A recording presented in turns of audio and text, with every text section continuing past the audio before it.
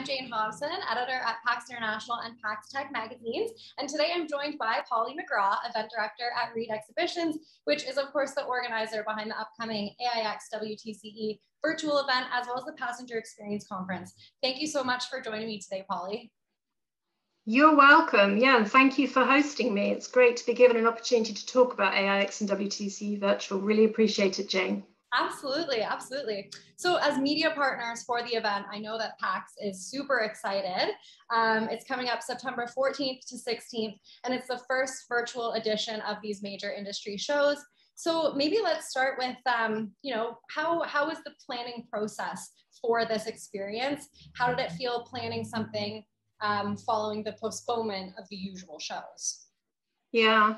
So Jane, I think as you can imagine, it was so disappointing to have to postpone the physical events in Hamburg once again this year, but it did become apparent really quickly after announcing it that there was a real demand within the industry from both suppliers and buyers alike to support a virtual event if the physical events couldn't take place this year.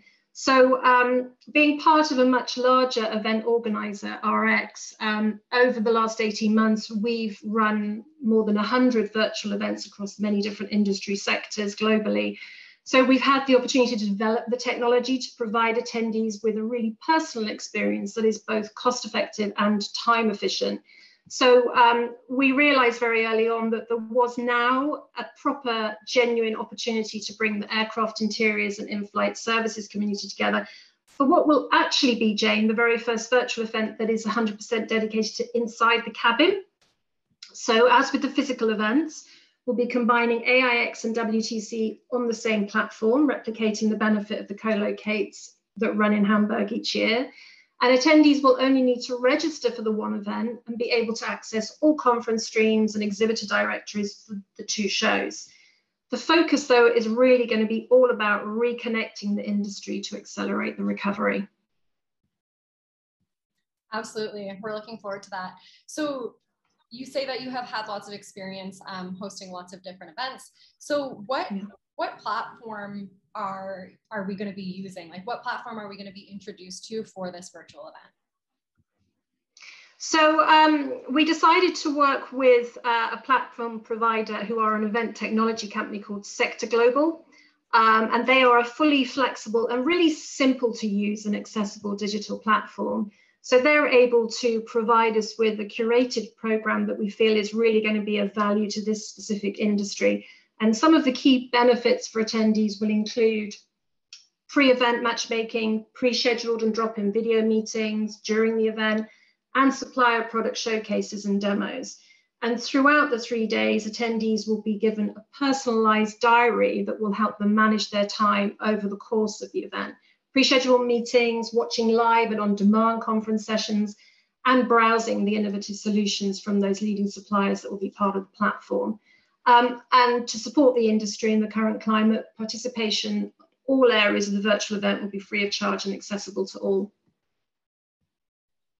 That's excellent. I think the idea of having a diary is so important since so many people haven't been out at conferences. So keeping track of all of the meetings and all the different events that you want to attend within the virtual expo, I think that'll be super helpful.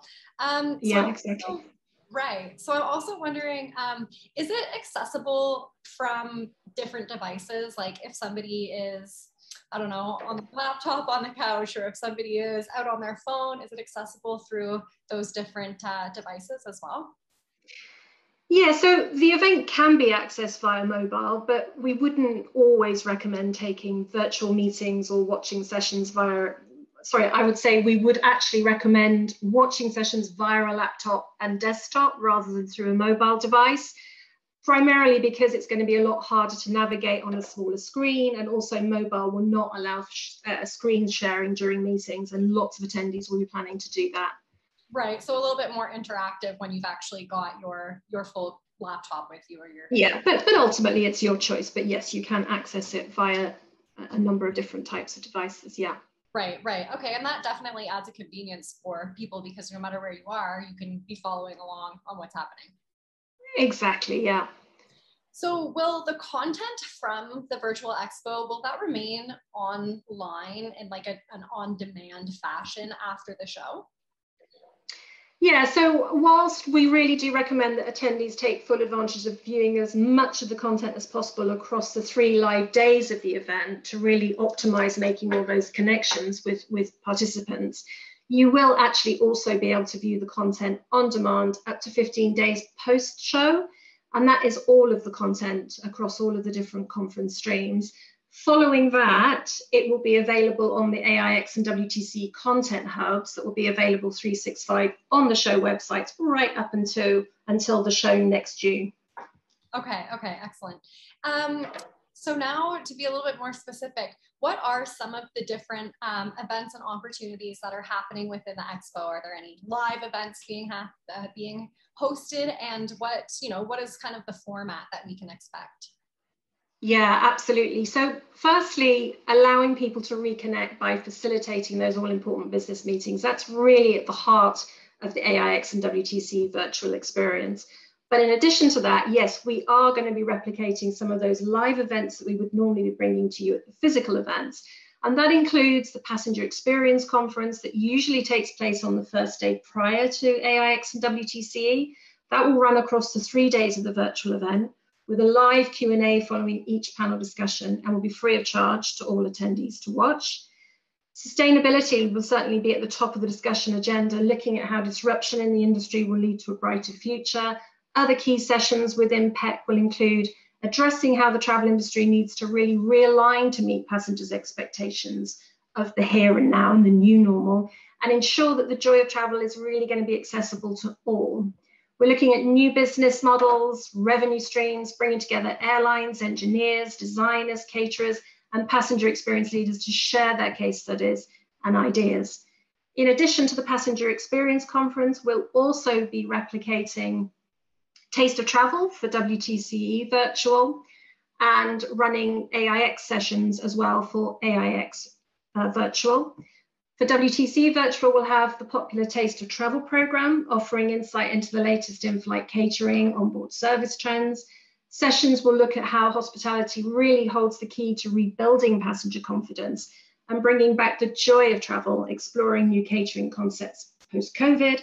And we'll also have a live Michelin star chef session, showing how a sensory approach will make in-flight food appealing again. The third stream, which will focus on AIX Virtual, will offer insights into the latest cabin trends and provide an industry forecast with dedicated sessions focusing on industry startups and how they can help the industry meet its sustainability goals. And we'll also be continuing with our Women in Aviation initiative, launched back in 2019 with a panel that I'm delighted, Jay, will be hosted by yourself. That's right. I'm very excited for that one.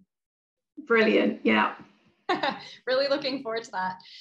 Okay, so I think that side is a lot of what attendees can look forward to. So from the exhibitor perspective, is there any insights there about, what they can expect and what they can be excited about as an exhibitor? Yeah, so I think it goes without saying that the exhibitors that are signing up for the platform are really, really eager to have those all-important pre-scheduled and drop-in meetings with those airlines and key buyers, to have a chance to showcase their products and services and really start moving business forward again. And this is really an opportunity to shine the spotlight on those companies that are driving real innovation to move the industry forward right now. And I think it's also a great opportunity for those exhibitors that perhaps don't always get the face time that they might quite rightly deserve at the physical events. It's a real chance for those airlines to hunt out those hidden gems and find something really genuinely new and innovative. That's absolutely right. It definitely creates, an intimate space where you have the opportunity to connect with people that maybe you haven't yet so far. Yeah. So that's fantastic. What about an update? I know people are probably pretty excited to know, the lineup perhaps of how many exhibitors there are, or some key speakers. I know that you mentioned a little bit about some of the panelist discussions that we're really looking forward to. But what about number of exhibitors or speakers or airlines that are participating?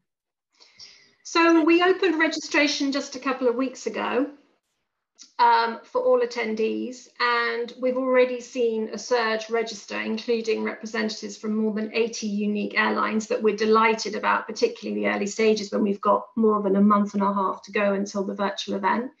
And we already have a great mix of exhibiting companies represented. So far, just over 100 companies have signed up to showcase their latest products and services. We've got already 80 confirmed speakers, and we'll be announcing the full lineup of speakers for the conference sessions and participating suppliers on the platform for all those people that have registered over the next week. So watch this space, because now is the time to register on the site to see who's actually going to be attending.